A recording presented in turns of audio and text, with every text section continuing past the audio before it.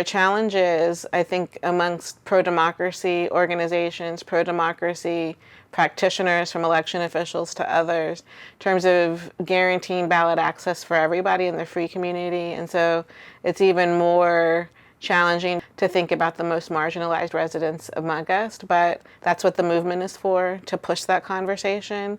Most of the resistance comes from lack of imagination, and that's just not a priority amongst officials whose responsibility it should be, including election officials, jail administrators, people who are legally eligible to vote, who are pre-trial. The interest of people who are doing this work is growing.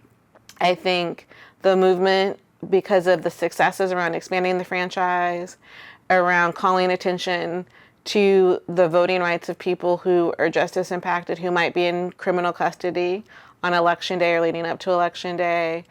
The idea that the Constitution doesn't stop at the jail door, shouldn't stop at the prison door, and we're working to expand voting rights to people who are sentenced to serious custody in state prison facilities around the country and at the federal level.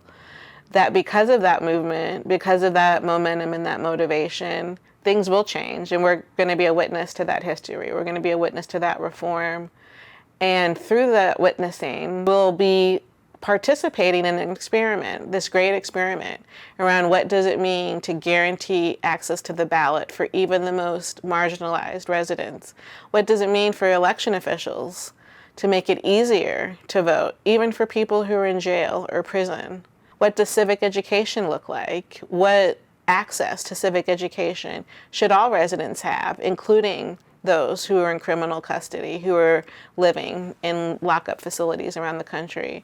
So I think through this work, through this voting rights work, through the effort to continue to expand voting rights in the other 25 states, that we're going to be working through, living through an experiment that will work to find the ways to create access to the ballot, to facilitate access to the ballot, and to navigate through the barriers to the ballot.